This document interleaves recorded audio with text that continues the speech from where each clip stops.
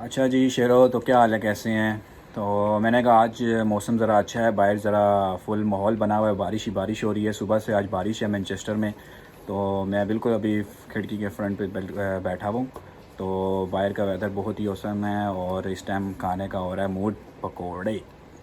पर की करिए, पाकिस्तान ही नहीं है, मैनचेस्टर ही है। अच्छा शेरो, तो सबसे पहली चीज़ मैं आपको बता दूं यार, मैंने जो आपको कुछ बातें बताई थी आते साथ यूके में कि भाई ये चीज़ें आपके पास होनी चाहिए।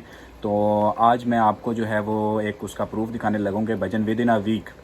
मैं आया था यहाँ पे 12 को 11 को, इतने ही डेट थी।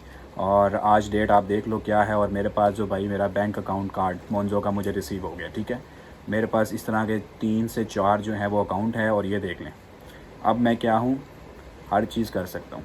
और सबसे बड़ी चीज़, अकाउंट तो चलो सेकंड चीज़ है, सबसे बड़ी चीज़ जो मैंने एनआई अप्लाई किया था वो विद इन अ वीक मुझे जो है वो रिसीव हो गया है।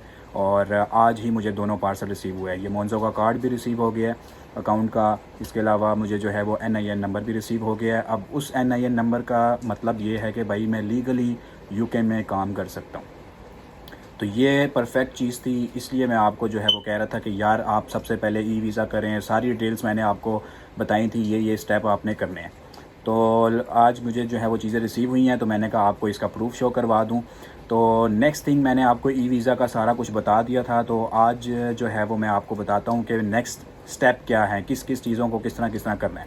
तो जीपी रजिस्टर का सबसे पहले मैं आपको बताता हूँ कि कैसे होता है। जीपी रजिस्टर के लिए सबसे पहले आपने क्या करना है, आपने अपने नियरेस्ट जिस जगह पे आप रह रहे हैं वहाँ पे आपने सर्चिंग करनी है जीपी रजिस्टर के लिए, ठीक है। तो जीपी रजिस्टर नियरेस्ट आप कोई भी डालेंगे ना, तो आपके नियरेस्ट जो भी मेडिकल सेंटर आ रहा होगा, मेडिकल सेंटर, वहाँ के लिए आप चले जाएंगे और उसको बताएंगे जाके कि भाई मैंने जीपी रजिस्टर करवाना है। तो अगर वो कहता है कि जी आपका पहले कोई था या कुछ भी, उसको बता दें कि जी मैं न्यू स्टूडेंट आया हूँ, मुझे 1 दिन हुआ है, 2 दिन हुआ है, या 4 दिन हुआ है, या वीक हो गया, जितना भी टाइम हो गया, आप उसको कहें कि मैं न्यू स्टूडेंट हूँ तो मैंने अपना जीपी रजिस्टर करवाना है। तो आईएचएस फ़ीस जो आप ऑलरेडी पे करके आए हुए हैं, उसी के बिहाफ पे आपका मेडिकल जो है वो रजिस्टर होगा। और वो भी within a week, maximum week होता है, लेकिन 2 से 3 दिन में आपको रिसीव हो जाएगा।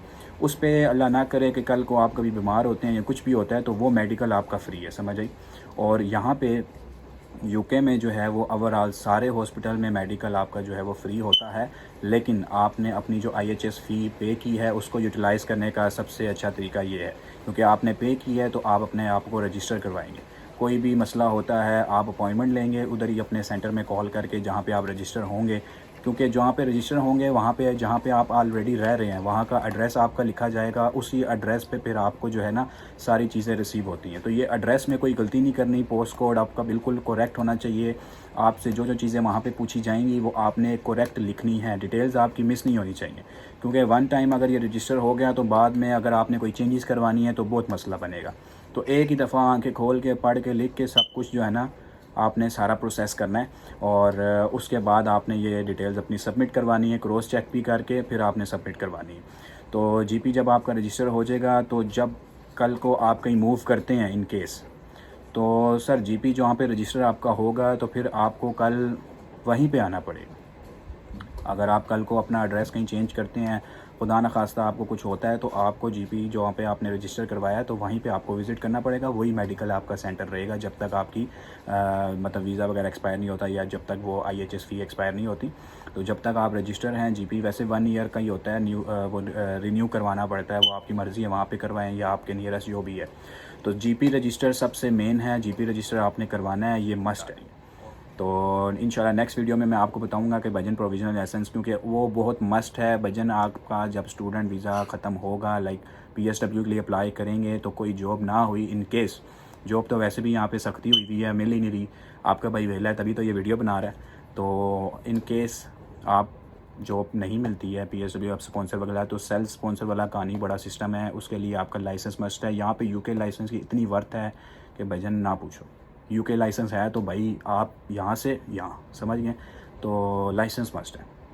बेशक आप गाड़ी चलाते हैं नहीं चलाते हैं, लाइसेंस मस्ट है, आपने लाइसेंस लेना ही लेना है, ठीक है ना। यहाँ पे यूके में नहीं चलाते हैं, नहीं ली गाड़ी, कोई मसला नहीं, लेकिन लाइसेंस आपने ज़रूर बनवाना है। क्योंकि हर जगह पे आपकी ना, क्योंकि लाइसेंस के ऊपर अब सारी आपका ना एड्रेस लिखा हुआ है। तो वो मैं डिटेल से एक वीडियो बनाऊंगा, सारा समझाऊंगा क्या सिनेरियो है। फ़िलहाल ये वीडियो थी और आई होप कि इसमें मैंने आपको सारा कुछ बता दिया, प्रूफ दिखा दिए हैं। अब वो NIN नंबर वाला तो मैं आपको नहीं दिखा सकता, मेरा NIN चोरी हो गया था, मैं तो गया ना भाई। और हाँ, जो NIN नंबर आपको मिला है सर, वो आपने बड़ा संभाल के रखना है, दोबारा आपको इशू नहीं होगा, ना दोबारा आपको UK गवर्नमेंट देगी। तो इस चीज़ को बड़ा माइंड में रखना है। उसकी पिक्चर ले लें एक तो, ठीक है ना, और हो सकता है तो प्रिंट करवा के एक और रख लें कॉपी, नहीं तो उसी को भाईजान संभाल के रखें, क्योंकि वो NIN नंबर है तो आप हैं। अगर वो ख़त्म हो गया, गुम हो गया, कुछ भी हो गया तो भाईजान आपकी छुट्टी, फिर आपके पास कोई प्रूफ नहीं, आप फारग हैं। तो आपको ना जॉब मिलेगी ना कुछ होगा, बहुत रोले हो जाएंगे। NIN नंबर बहुत मस्ट है, ठीक है। तो ये सारी चीज़ें जो है ना आपको मैंने कहा बता दूँ, और नेक्स्ट वीडियो में इंशाल्लाह फिर आपसे मिलते हैं। नेक्स्ट वीडियो में मज़ीद डिटेल के साथ आपको बताऊँगा क्या क्या स्नैप तब के लिए। अल्लाह हाफिज़।